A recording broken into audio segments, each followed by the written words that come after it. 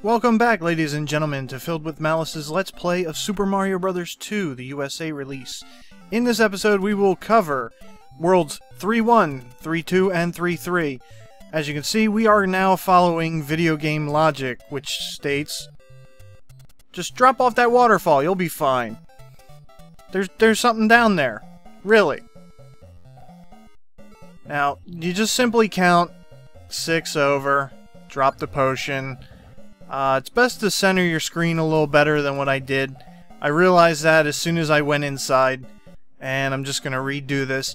Again, this is a massive coin run. This is to give average to below average players half a chance to at least beat this game without losing all their continues and having to start all over again. Because this game is brutal. For the casual player, this game is actually quite difficult.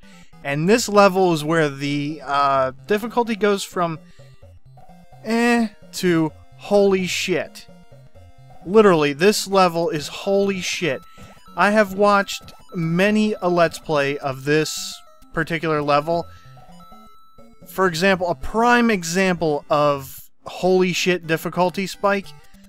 Watch Some Call Me Johnny's Let's Play channel. It's called SGB Likes to Play, and he covers this game, and he's not very good at it.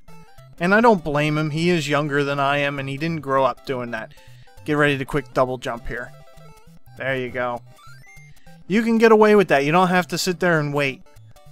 It's kind of a nice thing if you're quick. You can, as you can see, you can do it with the worst jumper in the game, and that is Toad there.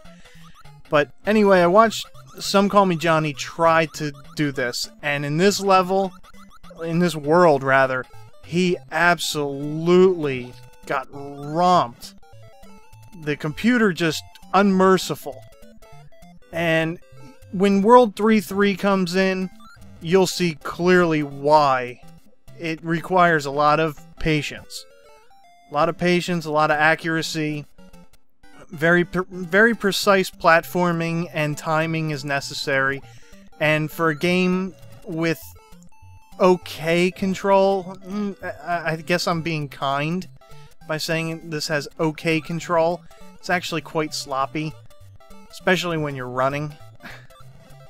But the difficulty spike here is astounding, absolutely astounding, and this is no different than pretty much any other Mario game in history.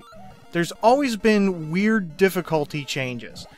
It happens in Super Mario Bros. 1, and it's big on Super Mario Bros. 3. Sometimes the difficulty spike is inconsistent. For example, level 3 is very difficult here. Level 4, not so much, other than the fact that it's on ice. That stupid ice gimmick that I bitched and moaned about earlier. And then for the rest of the game, it's actually not too bad until you hit level 7, and it's not really difficulty as much as just the levels are so long, and you have no idea where they're going to end and when they're going to end. There's no shortage of checkpoints. You know, there's always that. There's a lot of checkpoints if you die. Every door that you go in, every screen change, everything like that, that is a checkpoint for you. So, it's a lot more forgiving than some of the other Mario games where you only get maybe a halfway checkpoint and then you have to redo sections over and over and over again. This one is much more forgiving. Now, as you can see, I'm not doing terribly well here, despite the fact that I had a lot of chances.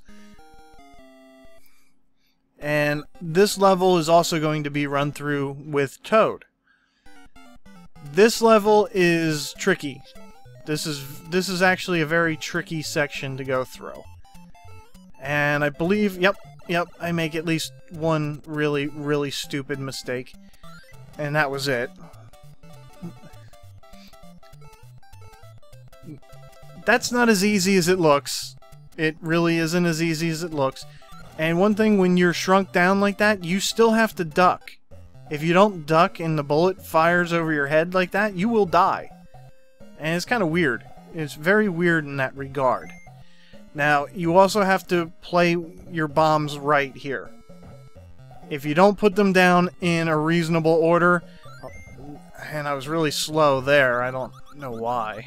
I guess just kind of choking there. See, now if I was to pick up those two bombs, I'm fine. I can quickly go through, but otherwise I'd have to pick up one of the other bombs and race over. And that can be a pain in the butt. So now I'm going to take this power block, run around. I don't really need the power block, but it's there, so I'm going to use it. And I stupidly think that I don't have to power jump, but it's Toad. Every other character can make it without a power jump. He does. He absolutely needs to. And hesitating because my timing still seems to be a little sluggish. Paranoid I'm gonna get hit here. Up the ladder, race over. Very interesting stuff, isn't it? Almost like this was just kind of filler to make the level longer. And just like we've done over and over again, now we're going to race over here. Now this is a tricky part for those that aren't familiar with the game. Pick up the bomb and you put it there. Now see, I'm goofed up and I picked up everything but the potion. And that's why.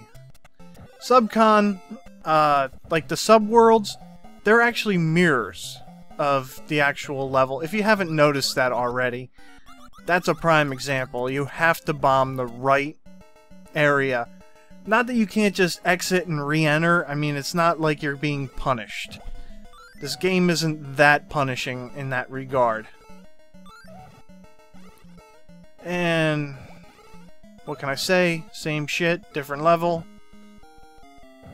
I mean, not even a good gimmick using the mushroom blocks. Nothing. Very simple.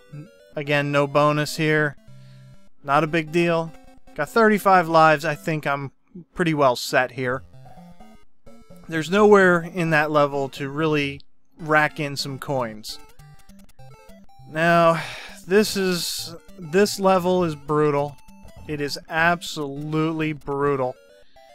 Nowhere to grab coins. Now watch this little glitch here. I'm gonna oh, I got the power block. For whatever reason, when I was doing this recording, it didn't play the animation for me picking that up. And here's a goober move. Yep. Real brilliant. Now I pick up the potion. Now I'm gonna ride the Shy Guys. You can guide the Shy Guy by hanging off either the left or the right. If you do that, he'll just continue left or right depending on where you're hanging off. It's kind of a nifty trick because you do have to use them as platforms on occasion, and it's convenient to do so in some cases. Mushroom block, now I'm all set.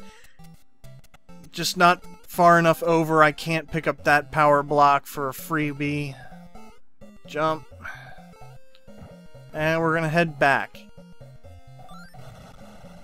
Oh, didn't get that free hit on that guy. No big deal. Alright, now we're going through Super Mario and Pac-Man physics. This is a concept that was popularized with the original Super Mario Brothers in the arcade, not Super Mario 1. It was also popularized in Pac-Man, being able to go from one side of the screen to the other. Pick up the key, and now we have to reverse. We're just doing it over again the other way. Well, gotta dodge them. This is where it gets difficult. Now, one of the nice things about... Oh, I just barely missed that one. One of the nice things about the NES machine's limitation is you can only have 4 enemy sprites on the screen. So the Shy Guys, you'll never see more than 4 of them on any one screen. If you ever notice when the NES system flickers, like the screen flickers and enemies kind of disappear and reappear, that's because it's a hardware limitation. And you can actually use that to your advantage. You can pin enemies in and prevent others from respawning. It's kind of nifty. You can also use the slowdown to your advantage. Now this part can be brutal. This one is brutal. Now you gotta concentrate and pay attention to where 3 of them are on the screen and try not to get hit. Not as easy as it sounds. These guys aren't moving fast, but they're moving fast enough to where it's easy to screw up. And they also move at different speeds, as you can see. They have one that's a regular speed and then one that operates at double speed. And this is cheap enemy placement there. It's a good way to make people panic unnecessarily. We're coming up to a point where there's 2 panzers here, and I'm about to do 2 really stupid moves within 15 seconds. One stupid move, 2 stupid moves. I don't know, I guess I was just kind of like, let's get this level over with. Even though barely halfway. But that's... Oh, this part is unbelievable. You have to time this perfectly. See, now I'm going, oh shit. And that's how you do it. Beginners aren't going to fare too well there. You actually have to sit there and pay attention to what you're doing.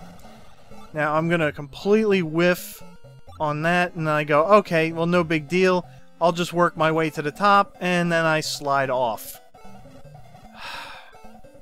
Completely wasted my star. Got nowhere. But that is life. Just go on. Thankfully, this game doesn't have a timer, and that is another reason why I like this game. Is we're not on a timer, no time limit. You can explore the level and work at your own pace. You're not under the constant pressure of running out of time. And that is actually one of the hardest parts of the game, right there. Right there. I didn't actually take any hits there, surprisingly. I took 2 hits on a really dumb part. Luckily, I get a free heart, and I get to go and fight the enemy. This is going to be the main boss battle. And we go inside, and surprise, surprise. Look it! It's Mouser yet again. That's one thing I don't like about this game, is there's a lot of recycling of the bosses.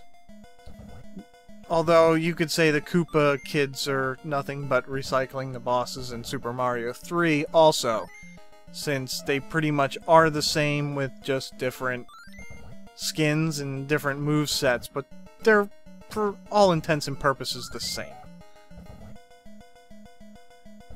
Now, the only difference is the platform's higher, and it's actually more of a struggle for Toad to get up there and actually do that. But really, it's not that difficult. After the level that we just went through, that's cake. That is absolute cake. And this concludes the Let's Play of World 3 on Super Mario Bros. 2 USA. In our next episode, we're going to take a look at Ice Gimmicks, my favorite. We'll see you soon, and good night.